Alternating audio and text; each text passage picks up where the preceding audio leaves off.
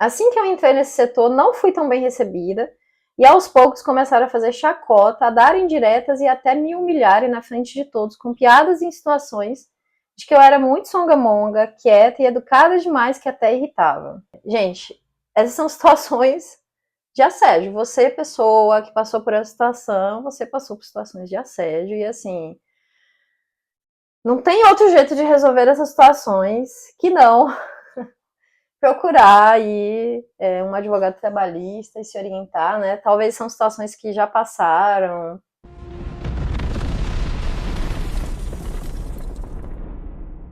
Bom dia, boa tarde, boa noite. Estamos com mais uma caixa de Pandora, aqui onde que vocês mandam pra gente alguma tensão, problema, dúvida que vocês tenham dentro da empresa que vocês estão trabalhando, e a gente tenta comentar um pouco, quem sabe até ajudar a resolver esse problema aí dentro, tá bom? Hoje a pergunta ela é mais complexa, né? Precisa de mais tempo, então não cabe dentro dessa caixinha aqui. Então a gente vai ler ela, né, Daisy? Não que as outras não tenham sido, né? Mas a gente quis fazer jus realmente à situação da pessoa, que é difícil contextualizar, né? Então vamos ler como a pessoa mandou. Muito obrigada, a situação aqui é muito complexa, né? E vamos compartilhar com vocês. Eu vou ler um pouquinho. Então, quando eu trabalhei no Hospital X, eu tinha uma gestora que era muito amiga de um certo grupo de mulheres que já estavam na empresa há mais tempo. Assim que eu entrei nesse setor, não fui tão bem recebida, e aos poucos começaram a fazer chacota, a dar indiretas e até me humilharem na frente de todos, com piadas e insinuações de que eu era muito songamonga, quieta e educada demais, que até irritava. Simplesmente porque eu tratava todas com educação e respeito, sem me misturar com um grupinho e nem participar de conversas constrangedoras. A situação ficou tão insustentável que eu apenas ia trabalhar sem falar com ninguém, dava bom dia, sentava no meu posto e trabalhava. Eu me sentia excluída e deixada de lado em todos os eventos. Quando tinha aniversário ou comemoração de alguma dessas mulheres, todos eram convidados a participar, menos eu. E pior, elas faziam questão de falar sobre a comemoração em voz alta para que eu soubesse que não fui convidada. Quando tentei conversar com a minha supervisora, a chefe do setor, ela não ligou, não deu a mínima, pois também participava das brincadeirinhas e situações constrangedoras. Inclusive, ela muitas vezes foi alvo desse grupo de mulheres que também a constrangiam, e ela fingia não ligar para não dar o braço a torcer. Pedi demissão em menos de 6 meses, justamente por não me adequar ao ambiente, por não conseguir uma comunicação efetiva. Relatei isso para o RH no momento da minha saída, formalizei por escrito, porém não quis nem tentar outra alternativa, pois já estava saturada do ambiente, não fazia sentido levar essa situação adiante, uma vez que seria a minha palavra contra a da equipe inteira. As brincadeiras rodavam em torno da minha postura, que era mais séria, mais quieta, e isso incomodava elas, e muitas vezes eu fui alvo de chacota por não me misturar. Detalhe, eu sou uma pessoa muito sociável, porém não me identifiquei com esse grupo, já que para eles o importante era falar mal de outros funcionários, de pacientes, de chefes, e eu não concordo com esse tipo de postura. Essa pessoa ainda mandou uma outra situação. Você quer? Posso ler aqui. É que é uma situação bem próxima, né? Então acho que faz muito sentido ler aqui junto. A segunda situação que vivenciei e que foi insuportável, já foi uma outra empresa, foi quando trabalhei em um escritório de advocacia e contabilidade, Y, em que os sócios e donos eram pessoas extremamente arrogantes e também gostavam de humilhar funcionários na frente de outros colaboradores e clientes. Além disso, eles tinham uma funcionária de confiança, entre aspas, que levava tudo o que acontecia nos bastidores para eles. Eu estava aprendendo uma nova função e, portanto, errava bastante, o que eu acho bem normal. Porém, a moça que estava me ensinando muitas vezes ficava impaciente com os meus erros e acabava me maltratando também. Quando eu errava algo, ao invés de me corrigir e me mostrar como fazer o certo, ela ia imediatamente na sala de um dos sócios e contava para ele o que estava fazendo tudo errado, que não tinha atenção nas atividades e que esse sócio muitas vezes chamava a minha atenção na frente de todos. Era constrangedor demais, me senti um lixo. Algumas vezes, quando essa moça que me ensinava errava algo, porque ela também errava, ela dizia que era eu quem estava por trás dos processos e que o erro havia sido meu. Então, muitas vezes eu sentia que não tinha como me defender, pois era minha palavra de novata contra dela de veterana. Para agravar ainda mais a situação, ela tinha passe livre com um dos sócios, pois também era amante dele. É, o plot Vai twist aí. ficando cada vez melhor, né? Ou seja, eu realmente não tinha força alguma para tentar reverter a situação. A única saída que encontrei foi prestar outros processos seletivos e assim que passei, saí da empresa aliviada. Detalhe, eles demoraram 3 meses para assinar minha carteira, ou seja, fiquei 3 meses trabalhando sem registro e sem nenhum benefício, o que é contra a lei, e eles sabem disso, risadinhas, né? Principalmente por serem uma empresa de advocacia e contabilidade. Só um finalzinho aqui, o que eu percebo é que falta muita comunicação, confiança e clareza nos processos e principalmente nas relações interpessoais dentro do ambiente de trabalho. E o que nós, como designers organizacionais, podemos dizer sobre isso, podemos usar do arcabouço todo para ajudar com essas situações, dona Daisy? Aguentou muito e ainda foi simpática, né? Essa pessoa, pelo amor de Deus, né? E acho que é bem importante até, Dan, antes da gente talvez entrar na análise, né? Gente, essas são situações de assédio. Você, pessoa que passou por essa situação, você passou por situações de assédio e assim. Não tem outro jeito de resolver essas situações que não procurar aí um advogado trabalhista e se orientar, né? Talvez são situações que já passaram. A pessoa cita na fala dela, no e-mail dela, né? De que até formalizou isso por escrito na organização, né? Entendo também que são situações muito complexas, né? A gente falar de processar uma organização, sensíveis, deve ter causado muitos traumas, né? Como a pessoa relatou aqui, né? De ter se sentido como um lixo, né? Mas infelizmente a gente tem lei para isso, né? E é possível mudar esse cenário de uma forma que a gente consiga tentar mostrar para as pessoas, pela dor, né? Pelas organizações, pela dor, né? De que isso que está acontecendo aqui é errado, né? Mas acho que a gente pode aqui olhar sob um ponto de vista assim do design. Acho que ela até próxima atrás ali, né? Falta de comunicação, de clareza em responsabilidades e algumas situações que talvez a gente consiga explorar um pouquinho aqui, né? No final ela acho que complementa isso. Não são coisas que vão resolver essa situação. Ponto, né? Os traumas existem, as situações constrangedoras aconteceram, o assédio aconteceu, né? Mas como é que a gente pode, talvez, tentar criar ambientes, acho que a pergunta que fica é essa aqui, né, Dan? Tentar criar ambientes que não gerem situações como essa, que impeçam ou pelo menos tentem minimizar situações como essa, né? Acho que o mais comum dentro das organizações, talvez, como a gente está falando aqui de hierarquias, né? Nas duas situações, ela tinha pessoas que tinham uma certa hierarquia sobre ela, né? Uhum. Talvez é criar canais de comunicação como a gente vê formalmente nas organizações, né? Canais anônimos, de denúncia. Eu acho que principalmente é esse, o anônimo aí muitas vezes, né? porque muitas vezes eu vejo que as pessoas acabam até não indo para frente justamente por saber que pode ser identificada. E mesmo anônimo, muitas vezes você consegue identificar, infelizmente, né? Sim. Porque do jeito que a pessoa descreve, você vai saber que é a área X, a pessoa Y que está fazendo aquilo. Ainda assim é difícil. Mas requer coragem também, né? Muita coragem. Requer coragem, né? Mas acho que isso talvez seja o caminho mais formal, né? Se você não tem uma estrutura dessa na sua organização, que parece ser exatamente o caso aqui, né? Uhum. Provavelmente ela não tinha alguém ou um setor, uma área anônima, um canal anônimo, né? Que ela pudesse levar essas questões, né? Quando levou para chefe de um setor, também foi ridicularizada, né? Sim, sim. A outra situação ainda tinha mais embrólio ainda, né? Tinha ali uma situação, um relacionamento amoroso, né? Como é que você leva a pessoa uma situação dessa, né? Então, tem uma mistura aqui mesmo, né? Da relação pessoal, profissional, né? Mas falta esse canal anônimo aqui nesse caso, né? Para que ela pudesse, talvez, registrar essa questão aqui, né?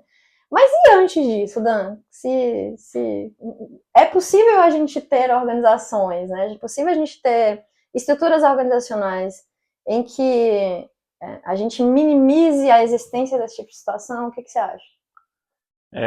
Eu acho que a gente já até trabalhou em lugares que a gente tentou trazer isso ou criar isso de alguma forma.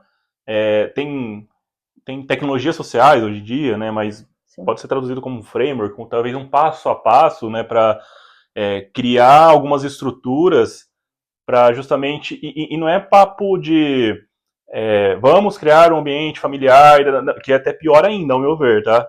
É muito mais do preto no branco, a gente faz isso, e quando acontece isso, né, quando acontece um cenário de assédio moral, é isso, isso, isso. Eu tenho um papel apartado, talvez a qualquer outro departamento, ou alguns papéis espalhados, porque sempre vai ser uma pessoa ali dentro da organização, algum departamento, que seja ali o ouvidor de papos difíceis, sei lá, você pode dar o nome que você quiser aí dentro ali, e alguma dessas responsabilidades seja justamente, e talvez tenha que ser uma pessoa bem escolhida a dedo, né, porque não pode ser qualquer um, talvez, dependendo até alguma formação específica no meio disso, que vai a responsabilidade justamente ouvir a pessoa e conseguir levar, encaminhar para o melhor lugar possível, que talvez o melhor lugar possível é o RH, ou talvez até para o jurídico. Ou talvez até o sindicato, né? Que dentro do sindicato tem, né, normalmente um advogado trabalhista, né? Para mostrar o que precisa ser feito à frente. E então, talvez seja uma das formas, né? Ter um papel totalmente bem descrito, com algumas pessoas de áreas diferentes, com que essas pessoas, ou não só a pessoa, porque talvez você falou ali um ponto acho muito importante, a coragem de a gente levar isso para frente, talvez seja mais difícil, e a coragem pode, acho que, ser minada por até vários motivos. Para mim, um dos principais é eu tô naquela organização dependendo daquele salário para sobreviver, para a subsistência da minha família. E o fato de eu talvez ir para frente falar disso que eu posso ser demitido já me causa muita ansiedade e talvez eu nem vou para isso. Então, talvez a pessoa ter esse eu vivenciei acontecendo com o outro, alguma situação de assédio moral, e daí eu vou levar para essa pessoa, talvez não nem a pessoa aqui, para ela tentar conversar com essa pessoa que viveu isso, talvez não prestou atenção, talvez não tá vivendo esse momento de ansiedade de não querer levar para frente. Então eu começaria talvez com papel, tem outras formas também, mas eu gostaria de ouvir você também do que mais dá para explorar nesse ecossistema de design organizacional. Eu acho que as duas situações, e não é incomum, né? Talvez a gente recebeu casos aqui muito, como é que eu posso dizer? Peculiares no sentido de terem sido até distópicos, talvez, né? Nossa, tô numa situação, tem um grupinho que me rechaça, né? Tem uma cultura existente que com certeza está ali sendo reforçado, né? Porque a líder também fazia parte desse grupo, mesmo sendo alvo desse grupo, também reforçava esse grupo, né? E a outra situação também um canal em que a pessoa podia fazer até fofoca, né? Retirar a responsabilidade de si e colocar no outro, né? Então a gente está falando de ambientes que não são seguros, a gente não tem uma segurança emocional, psicológica, né? Para que as pessoas possam realmente levar os seus problemas, as suas tensões para frente e serem ouvidas e terem a segurança de que essas situações de alguma forma vão ser direcionadas, né? Então, acho que o caminho que a gente está falando de ter um canal formal de escuta, ou ter um papel que vai olhar para isso, que trata situações de assédio, né? É muito importante, né? Sim. Mas acho que se a gente for dar passos atrás nessas organizações, eu duvido muito que talvez elas nasceram nesse cenário onde esse grupo de mulheres existia e ele já nasceu assim. Não. Isso foi uma cultura que foi reforçada. Se alguém começa a ter um determinado comportamento dentro da organização e esse comportamento ele é tolerado, isso vira um reforço. Então, o valor e o comportamento da organização, ele se reflete realmente pelo que as pessoas são, e não por aquilo que você escreve na parede. Provavelmente as organizações aqui, você falar, tinha lá um valor, né? Nossa, nosso valor aqui é o respeito pelas pessoas, a gente escuta, a gente valoriza. Mas no dia a dia, o que é que está sendo praticado?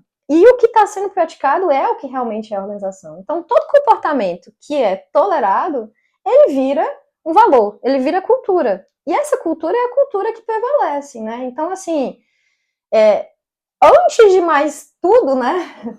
Talvez o que a gente precise olhar aqui é o que é que realmente essas organizações querem ter de valores ou de cultura, né? E aí a gente começar, talvez, a olhar e fazer ali pequenas intervenções culturais, né, para que esse tipo de comportamento ele possa não existir ou ser sanado.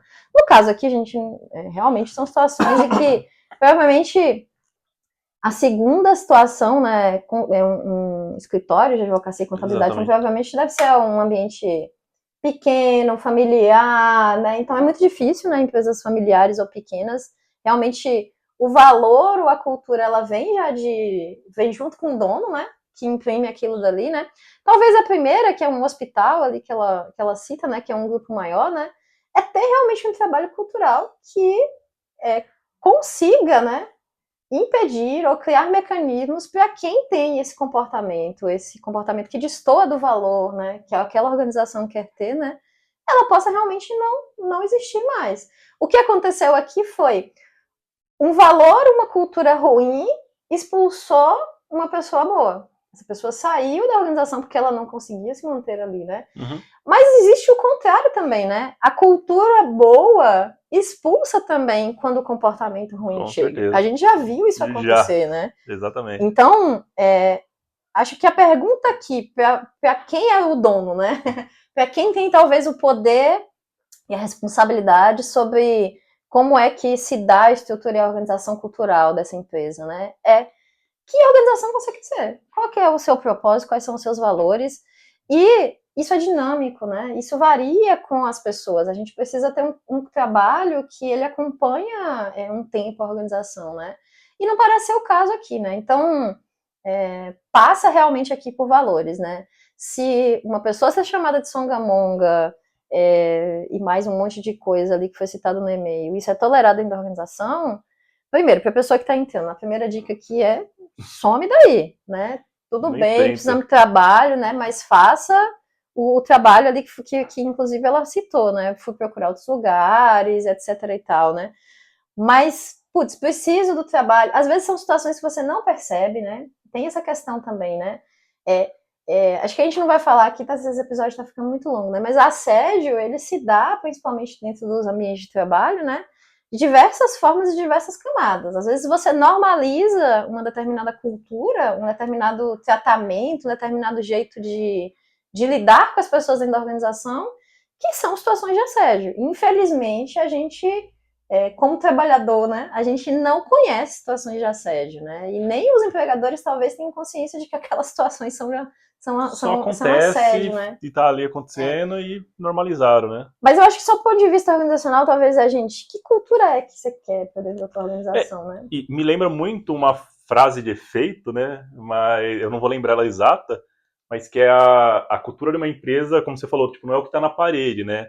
Ela é dita pelo pior comportamento que é aceitado internamente, né? Então, você quer saber a verdadeira cultura da empresa, busca o pior comportamento que as pessoas estão dispostas a aceitar, tá ali a cultura. E eu lembro ter lido em algum lugar falando um pouco sobre isso, justamente que tentaram um exercício que foi, na hora que foi criar a cultura da empresa, sentaram as pessoas e falaram, antes da gente falar qual que é a cultura que a gente quer ter, lista aí quais são as situações que você nunca quer vivenciar aqui. Uhum. Qual que é a situação que você não tolera de jeito nenhum. E as pessoas listaram, juntaram tudo isso, né, e deixaram ali para todo mundo ver. Então, tipo, antes da gente começar a criar qual que é a cultura que você quer ter aqui, isso é o que vocês aqui acabaram de falar que não quer ter de jeito nenhum. E primeiro de tudo, a partir do momento que vocês verem, a partir de hoje, acontecer qualquer uma dessas coisas, tem que adverter a pessoa, tem que usar o canal anônimo que seja, tem que conversar, que talvez conversar com a pessoa é difícil, tem que conversar com, tem que arranjar algum jeito de expor que isso aqui, ó, isso aqui foi o que a gente conversou que a gente não tolera. Porque aí fica muito mais fácil você começar a criar a cultura que você quer mesmo. E tem também, acho que outro, ainda pensando em ferramental de design organizacional, a gente já trabalhou muito com O2, que vem lá do pessoal da Target Hill, e eles fazem um trabalho muito bom, eles criaram o Círculo do Cuidado, né? Sim. que ali tem, de alguma forma, bem descrito, tanto papéis, tanto como vou chamar de protocolo, talvez, é um processo ali de como você tanto, acho que, trazer a consciência para as pessoas, né, sobre coisas difíceis como essa, como assédio moral, muitas outras coisas, tá? O círculo de cuidado acho que vai muito além disso, mas cabe muito bem isso. Então, ele, de alguma forma, abre esse espaço para as pessoas se conscientizarem sobre quando que é um assédio ou não, quando tem uma conversa difícil ou não, e além de criar esse espaço que deveria ser muito aberto para as pessoas virem e conversarem sobre acontecimentos ali, por mais difíceis que sejam. Eu desde já participamos já de alguns desses círculos de cuidado, foi muito bom, muito poderoso até. Talvez algumas empresas mais difícil de vou colocar isso e amanhã todo mundo vai estar aberto falando. Não é fácil. Com certeza não. Né? Conversando com as pessoas até da Target, a gente já ouviu falar de tentar implementar isso e não conseguir, porque você via que a cultura da empresa não estava aberta a isso, e outros lugares de demorar muitos meses para começar alguém vir, porque tinha lá, acontecia o círculo de cuidado, mas as pessoas, ninguém falava nada. Até o momento de alguém já trazer coisas lá, e coisas muito sensíveis, que não vai nem pro assédio moral, como eu disse, mas começar a abrir esse espaço para as pessoas realmente conversarem sobre isso. Então, Sim. acho que também é uma outra ferramenta aí que dá para a gente incluir. Sim. Mas assim, gente, ninguém tá aqui, a gente tá falando de possibilidades antes disso aqui acontecer, né?